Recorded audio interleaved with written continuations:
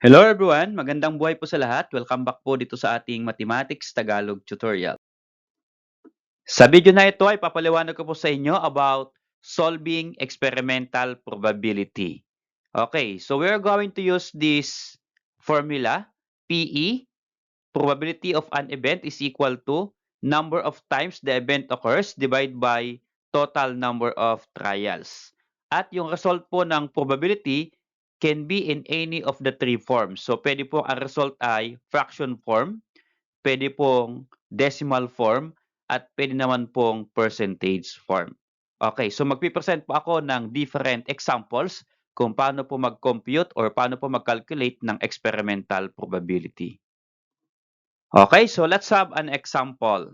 Number 1, a spinner has 5 sectors which are colored blue, red, yellow, white, and green. The distribution of colors after spinning the spinner 20 times is as follows. Okay, so ito po yung table na nagpapakita ng result of spinning the spinner. Okay, so we have 5 colors, blue, red, yellow, white, green. At yung blue ay lumabas 3 times, red nag-appear 6 times, yellow 5 times, white 4 times, and green 2 times. Now, we are going to answer these questions or these following questions. Number 1, find the probability of landing on blue. Number 2, find the probability of landing on white. Number 3, find the probability of landing on any color except red. And find the probability of landing on any color except yellow and blue.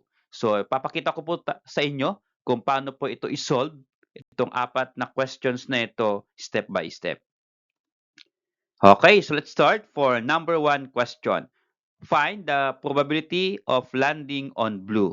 Okay, so we're going to use the formula to solve the probability of blue or the probability of landing on blue.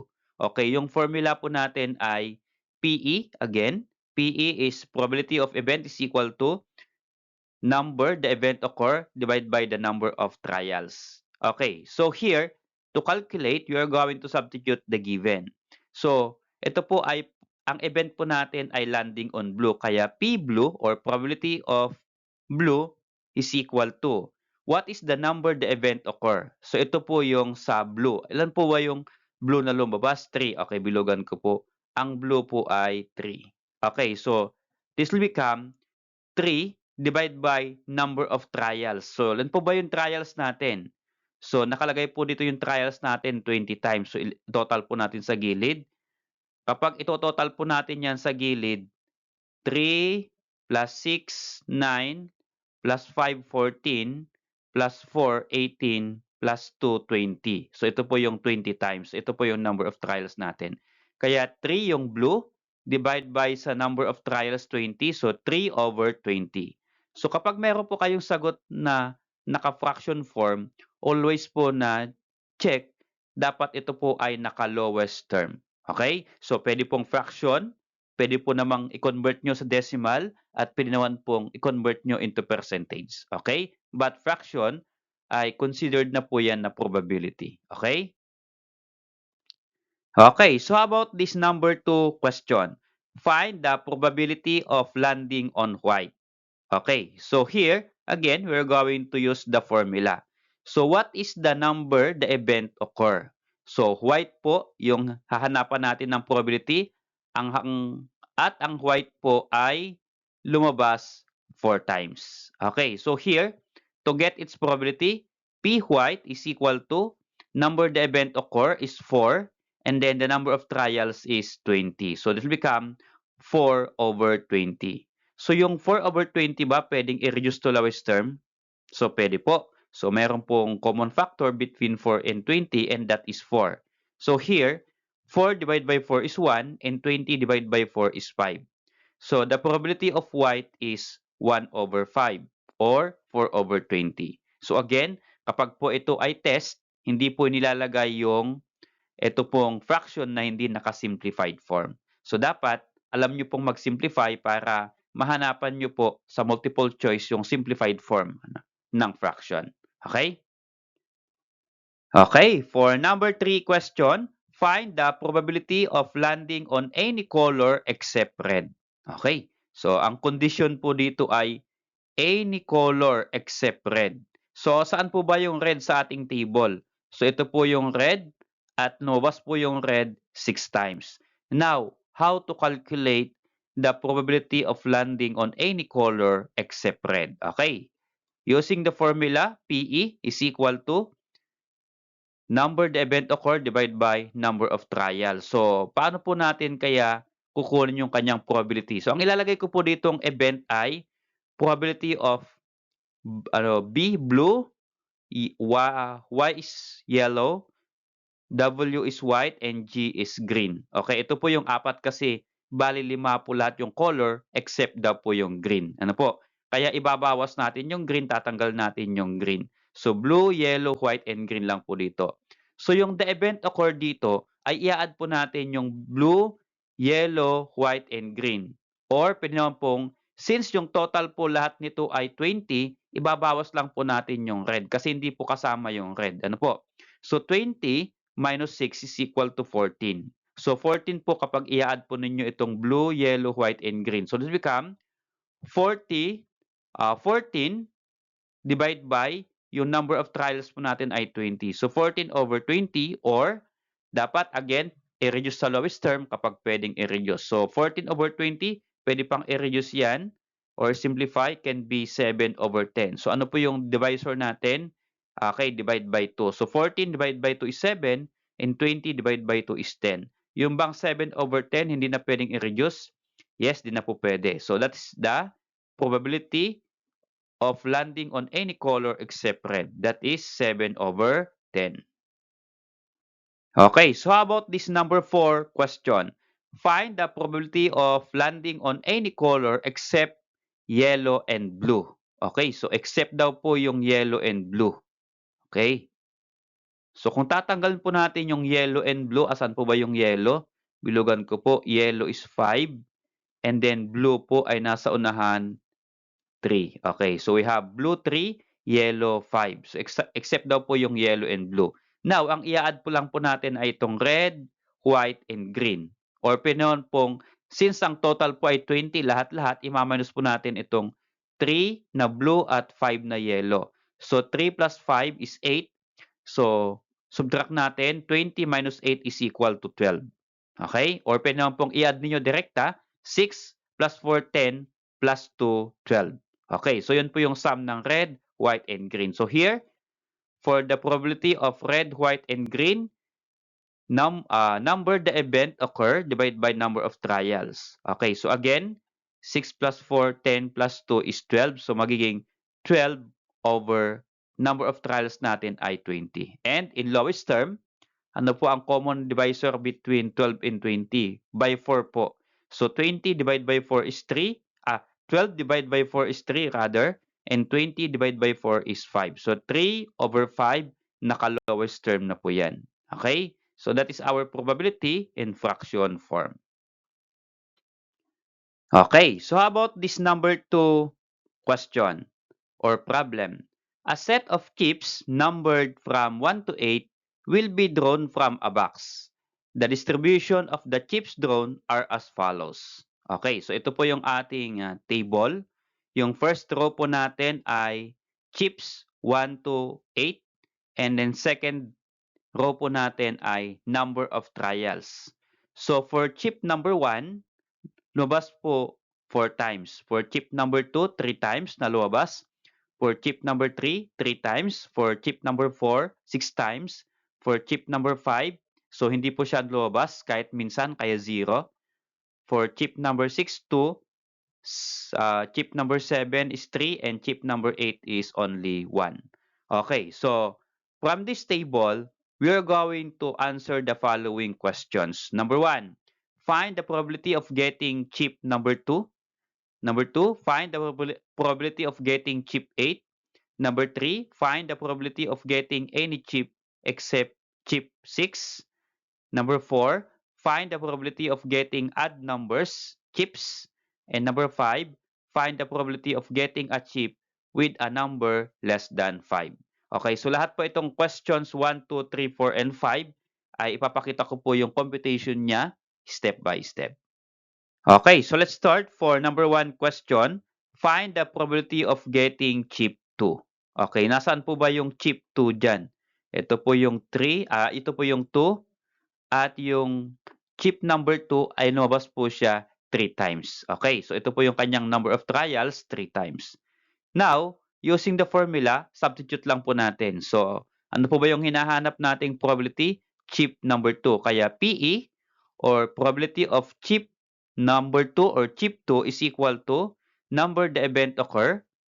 Okay, ito po yung 3 divide by number of trials. So, ang number of trials ay ito po. Kailangan po nating i-add yan. So, kapag i-add po natin yan, the total is 22. So, try po natin. I-add 4 plus 3, 7, plus 3, 10, plus 6, 16, plus 0, 16, plus 2, 18, plus 3, 21, and plus 1, 22. So the number of trials or total number of trials is 22. Okay. So since ang hinahanap natin ay probability of getting chip number 2, ito po ay 3 divide by sa number of trials na 22. Kaya 3 over 22 or 3 divide by 22. Now, ito bang fraction ay pwede pang i-reduce to lowest term? Hindi na po pwede. So means to say, kapag hindi po pwedeng i-reduce, di yan na po yung ating final answer. Okay? Okay, for number 2 question, find the probability of getting chip 8. Okay, so again, ito po yung ating formula. At PE, ang ating pong event ay getting chip number 8. Kaya probability of chip 8 is equal to, saan po ba yung 8 dyan? Ito po, chip number 8 is 1. Okay? So, bilugan ko yung number 8 is 1. So, ibig sabihin, ang number, the event occur is 1 divided by the number of trials ay 22. Kaya ang kanyang probability ay 1 divided by 22. Okay. So, yun po bang 1 divided by 22 pwede nang or pwede pang i-reduce to lowest term? Hindi na po pwede. So, that's your final answer. So, the probability of chip number 8 is 1 divided by 22. Okay, so how about this number 3 question? Find the probability of getting any chip except chip 6. Okay.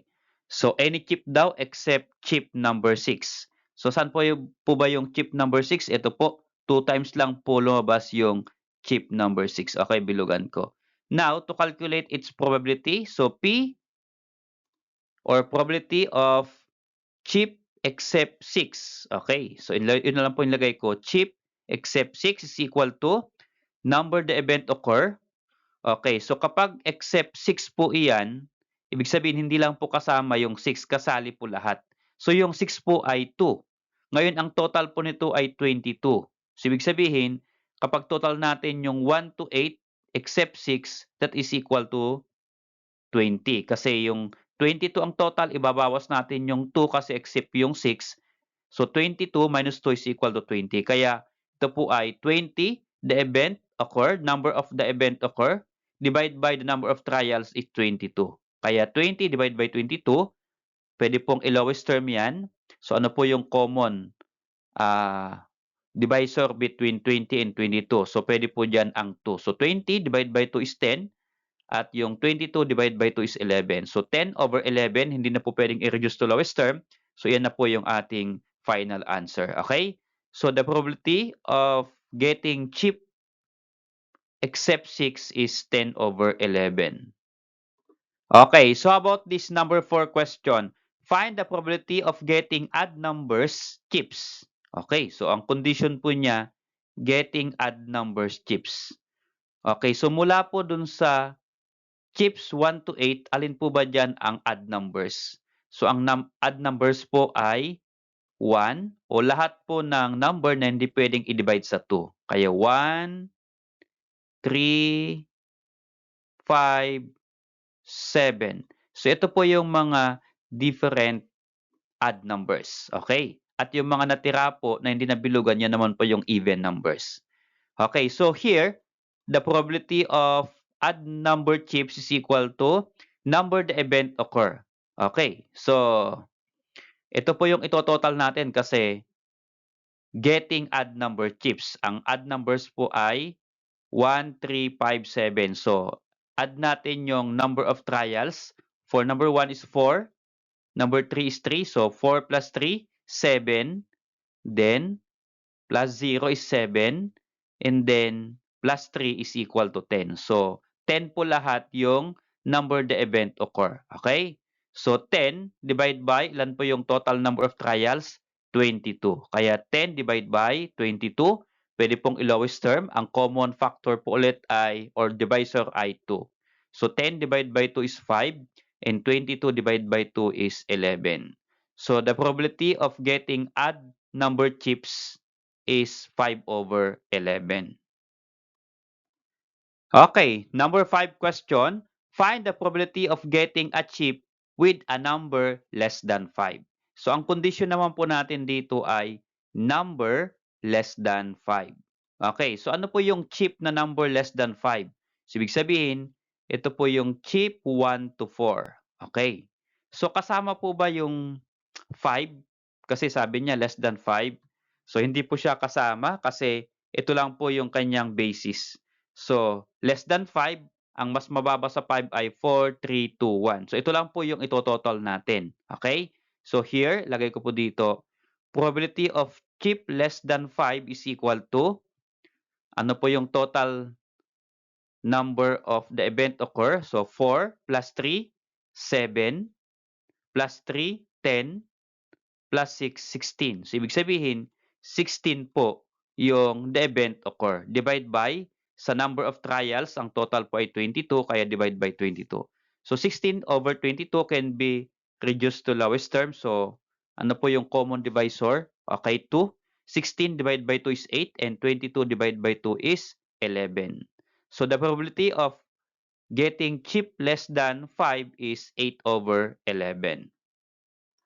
Okay, for number 3 question. You roll a die 20 times. Based on your trials, the probability of landing on a 5 is 30%. How many times did you roll a 5?